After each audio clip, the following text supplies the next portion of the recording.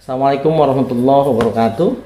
Pada video yang ketiga di pengantar ilmu hukum ini, saya ingin sedikit saja, sebentar saja menjelaskan soal atau menjawab pertanyaan soal sejak kapan hukum diperlukan.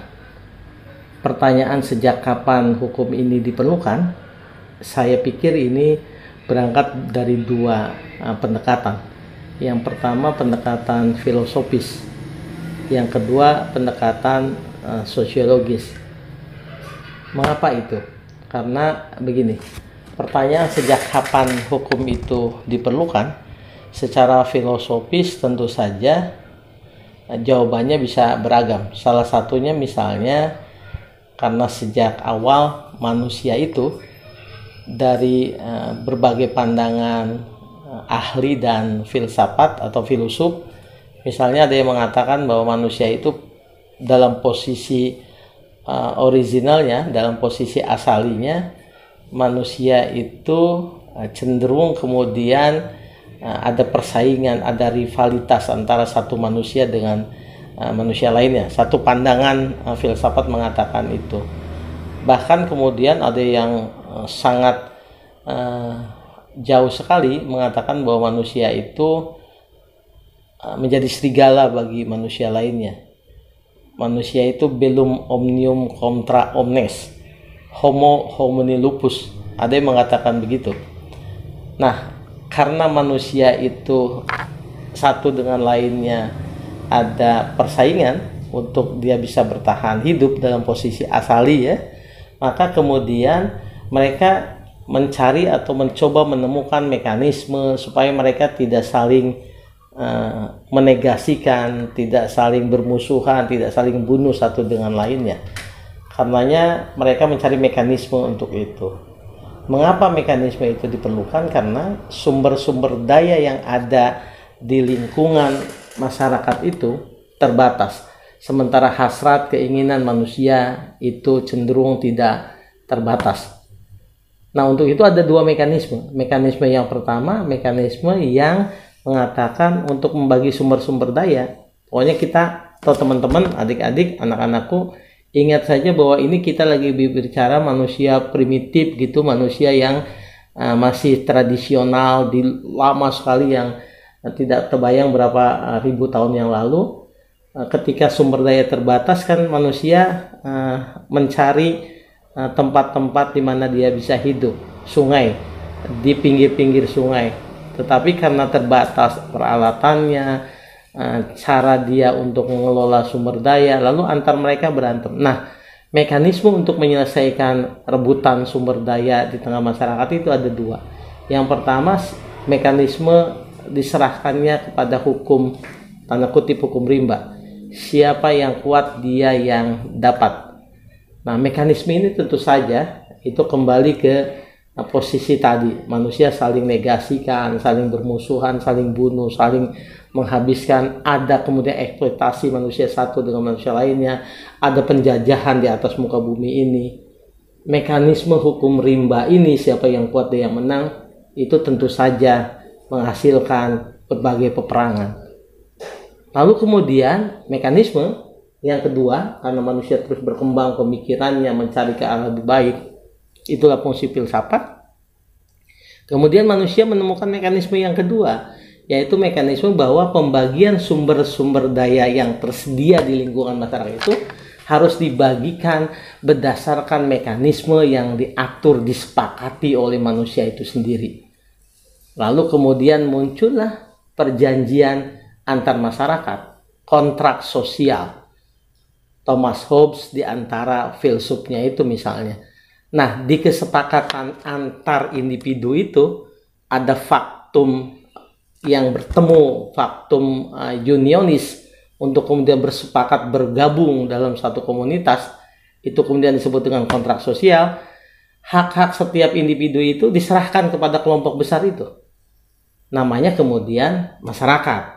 Ada masyarakat adat, ada masyarakat dengan entitas tertentu. Mereka sepakat bergabung. ya 10 orang, belasan orang, ratusan orang, ribuan orang, ratusan ribu orang begitu kumpul, mereka kemudian bergabung dalam satu entitas. Nah, faktum unionis, kesepakatan untuk bergabung. Setelah faktum unionis itu terlahir, maka kemudian ada perjanjian yang level kedua, yaitu faktum subjektionis. Hak-hak mereka juga kemudian dilimpahkan pada beberapa orang untuk mengurusi. Makanya muncul kemudian dari mulai masyarakat, lalu menjadi bangsa, dan menjadi negara. Dari sinilah kemudian lahir hukum. Hukum yang dihadirkan, dibuat oleh penyelenggara negara itu dari perspektif filsafat Thomas Hobbes, yaitu kontrak sosial, itu bisa dibaca seperti itu. Kita kembali ke pertanyaan, sejak kapan hukum itu lahir? Jawabannya, sejak manusia ada bersama-sama dengan manusia lainnya. Untuk apa? Untuk membagi sumber-sumber daya yang tersedia. Paling tidak itu salah satu pendekatan dari sisi filsafat. Dan ada banyak pendekatan-pendekatan filsafat lainnya yang bisa kemudian menjawab pertanyaan, salah satu pertanyaan, sejak kapan manusia memerlukan hukum. Ada filsuf lain yang menyebutkan bahwa ubi societas ibi ius, di mana ada masyarakat, di sana ada hukum. Itu masih bagian dari konstruksi berpikir atau cara berpikir ini. Jadi hukum itu lahir ketika ada masyarakat. Pertanyaannya, apakah kalau ada satu orang saja itu ada hukum? Jawabannya bisa ya. Tetapi rata-rata mengatakan kalau satu orang itu tidak ada aturan. Kisah Robinson Crusoe yang ditulis oleh novel Robinson Crusoe yang ditulis oleh Daniel Defoe menggambarkan seorang bangsawan Inggris yang kemudian berlayar, lalu kemudian ada ombak besar memecahkan kapalnya, lalu terdampar di sebuah pulau. Dalam 1, 2, 3, 4 belasan hari, melewati 1 bulan, Robinson Crusoe hidup sendirian, tidak ada aturan. Ia yang biasa berjas misalnya kemana-mana, dia bisa pakaian bangsawan kemana-mana, hidup teratur, makan teratur, tidur juga teratur begitu. Pada saat dia sendirian di pulau, karena dia terdampar, karena pecahnya kapal pesiarnya, itu kan tidak ada aturan, dia bebas sembarangan. Bahkan tidak berpakaian sekalipun, karena pakaiannya terkoyak oleh pecahan ombak misalnya ketika ia terapung-apung. Tetapi ketika di hari yang ada yang mengatakan hari ke-40 pada hari Jumat bertemu dengan sosok Friday, si Jumat, itu kemudian walaupun dua makhluk itu berasal dari latar belakang yang berbeda, budaya yang berbeda, tapi Robinson Crusoe ketika bertemu dengan si Friday, lalu kemudian ada sapa dengan bahasa isyarat, ada risi, ada ewuh pakewu, ada malu, akhirnya ada aturan. Tentu Robinson Crusoe nggak bisa lagi tidak berbusana pada saat itu. Dia gunakan alatnya, dia berkomunikasi, dia berbagi waktu, kapan harus tidur, kapan harus ditungguin, kapan saling menungguin antara keduanya. Pada saat dua orang itu muncullah aturan kesepakatan antara mereka.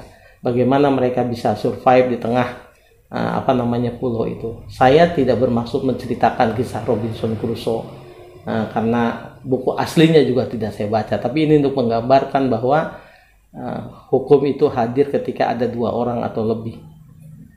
Hukum yang dimaksud tentu saja hukum formal sebagaimana masyarakat modern.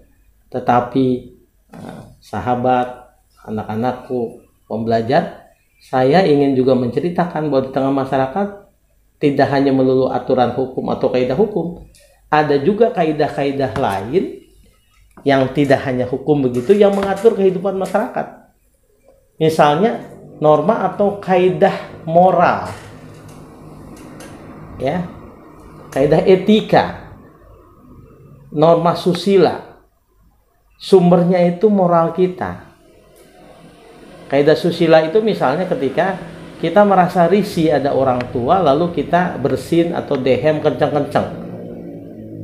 Kita tidak menundukkan diri, tidak merendahkan diri ketika jalan misalnya di hadapan orang-orang yang kita hormati. terutama orang tua kita misalnya dan guru-guru kita, itu adalah norma kesusilaan, sumbernya moral. Sanksinya apa? Sanksinya perasaan bersalah. Lalu yang kedua ada juga norma lainnya, itu norma kesopanan. Misalnya soal etika pergaulan. Satu masyarakat dengan masyarakat lain cenderung agak sedikit berbeda ini kalau soal norma kesopanan. Tapi rata-rata semua hampir punya norma kesopanan. Tidak sopan misalnya meludah di di rumah, di depan orang tua, bersin juga begitu, itu soal kesopanan. Keluar dari kamar mandi belum berpakaian atau belum lengkap begitu, handuk juga sepotong, itu soal norma kesopanan. Keluar rumah masih berdaster atau pakai masker, naik skuter jalan-jalan, itu juga soal norma kesopanan.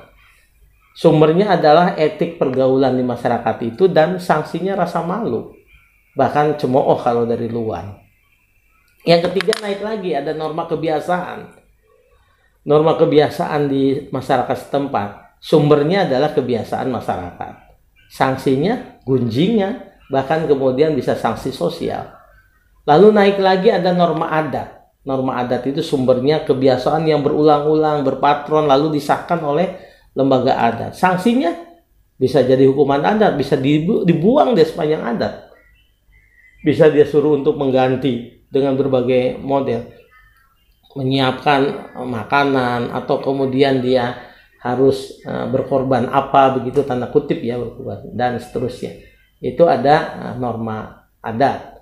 Dan tentu saja ketika masyarakat berkembang menjadi entitas negara, itu ada norma hukum. Sumbernya adalah sumber-sumber hukum itu. Ada yang dibuat oleh negara, ada yang merupakan berasal dari perjanjian masyarakat, ada putusan pengadilan, dan seterusnya. Sanksinya yang dimuat di aturan hukum itu. Anak-anakku, terlalu panjang, dan saya ingin batasi saja Bapak dengan sejak kapan hukum itu ada. Tentu saja sejak manusia bergaul dengan manusia lainnya. Karena di mana ada masyarakat, ubi societies, IBIUS, di sana ada hukum. Ya, dalam konteks adat-adat di Indonesia, masyarakat daerah di Indonesia juga ada.